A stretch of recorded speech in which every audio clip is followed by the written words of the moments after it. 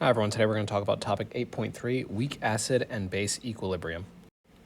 So we talked about in the last topic that strong acids completely dissociate, and I gave you the list of those strong acids.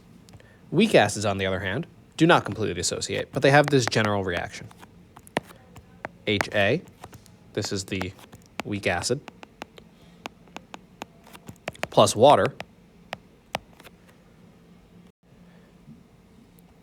are in equilibrium with H3O plus, which of course is hydronium, that's our acid, plus A minus, aqueous. So here in our products, we have conjugate acid,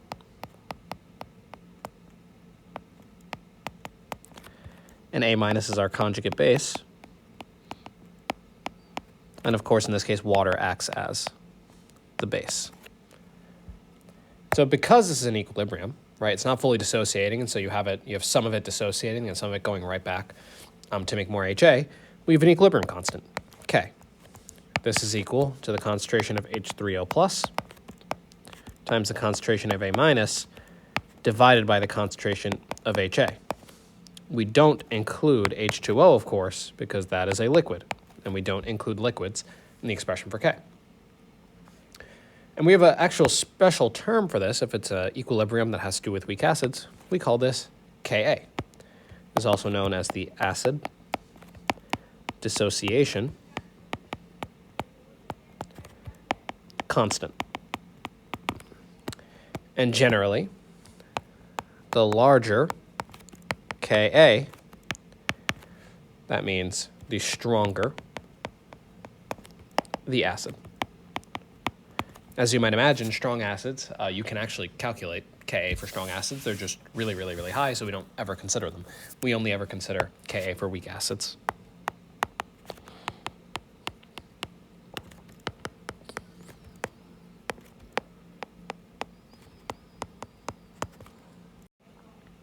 I should also mention here that by stronger acid, what I really mean by that is that more H plus is donated. So the higher that number, the more H plus it's going to give out into solution, which by definition makes it more acidic.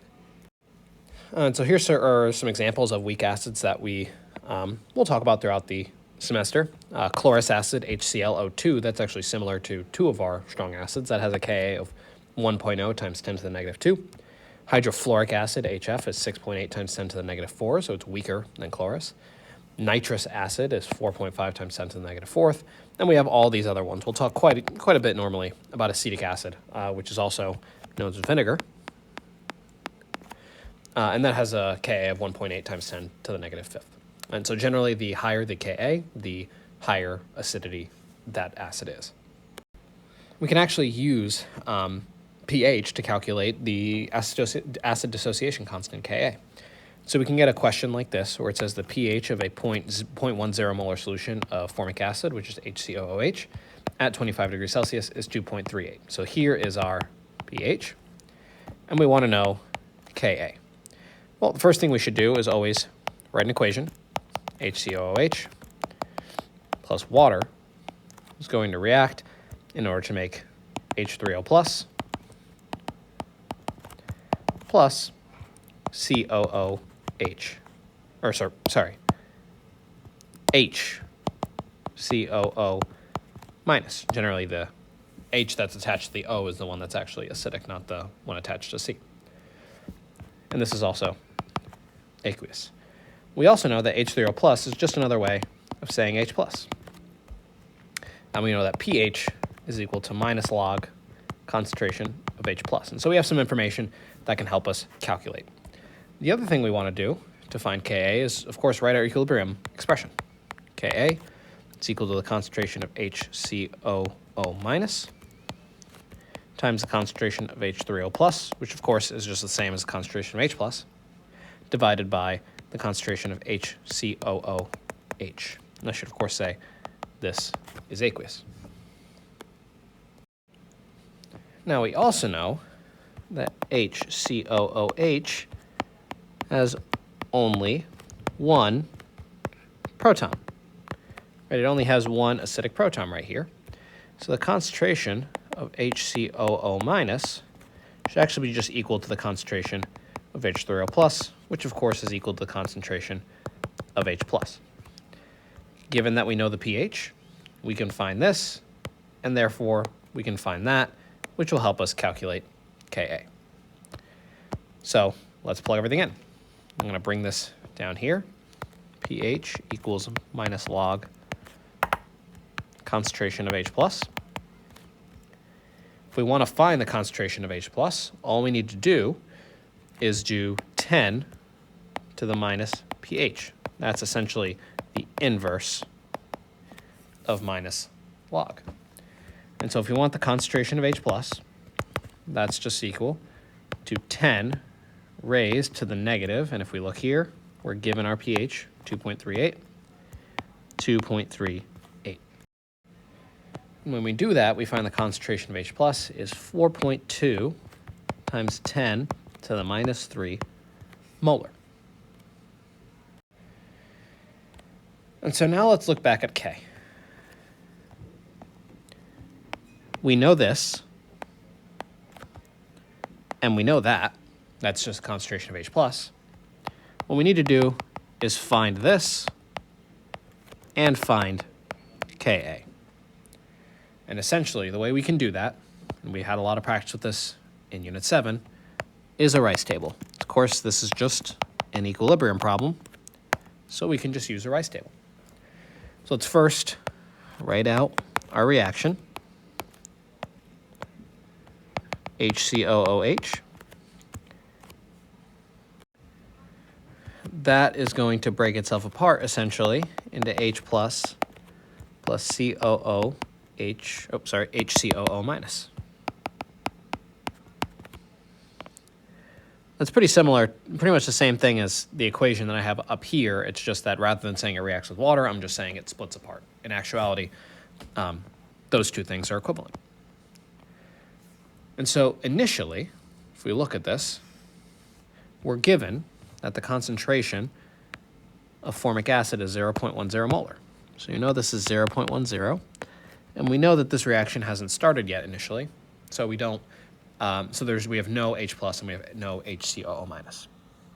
If we look at the change here, we know at the end we have this concentration of H plus and that concentration of HCOO minus, and so our change is just that. Minus 4.2 times 10 to the minus third, 4.2 times 10 to the minus third, and 4.2 times 10 to the minus third. In this case, we don't need to use x because the pH helps us calculate the change in concentration and our two equilibrium concentrations. Then here at the end, we have 0.1 minus 4.2 times 10 to the minus third. And then, of course, we already know these concentrations.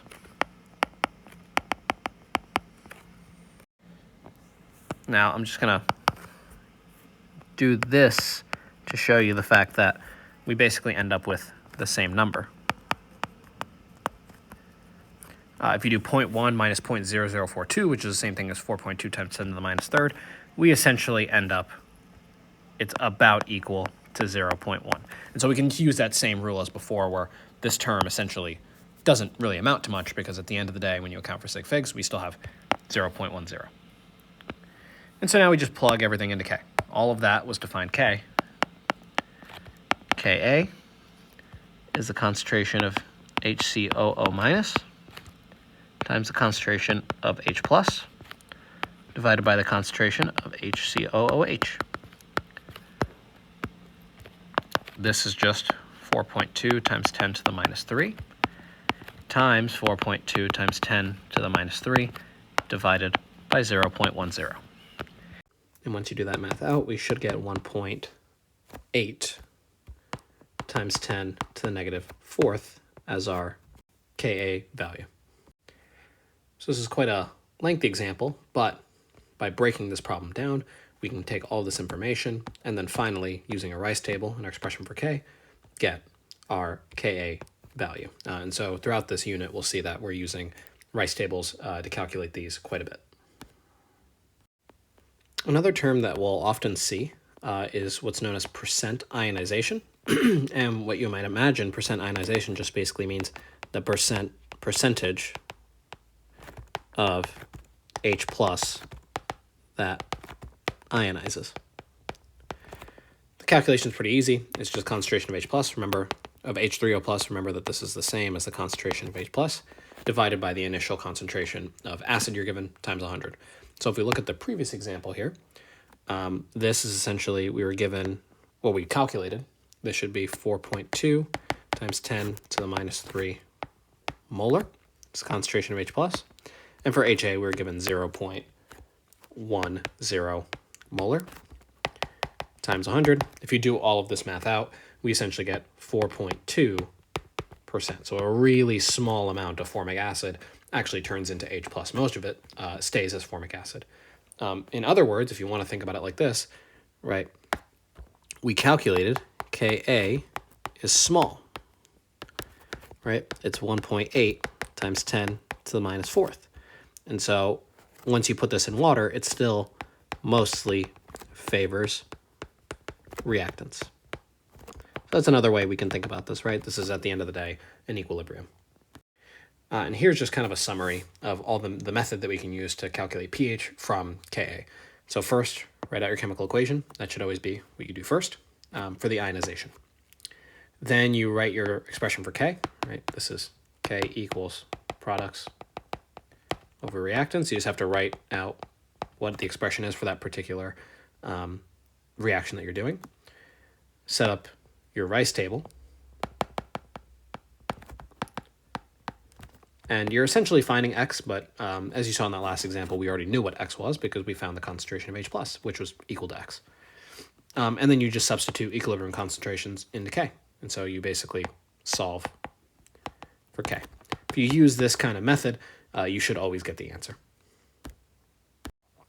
Now, most weak acids, or a lot of weak acids at least, are what are known as polyprotic acid.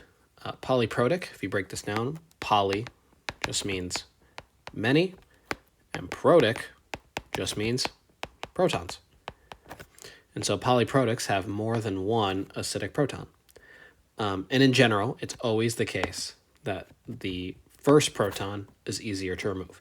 In other words, the Ka for the first proton will always be greater than Ka for the second. But they'll always be different, right? You're always going to have a different one, and Ka for the second one is always going to be smaller than Ka for the first one.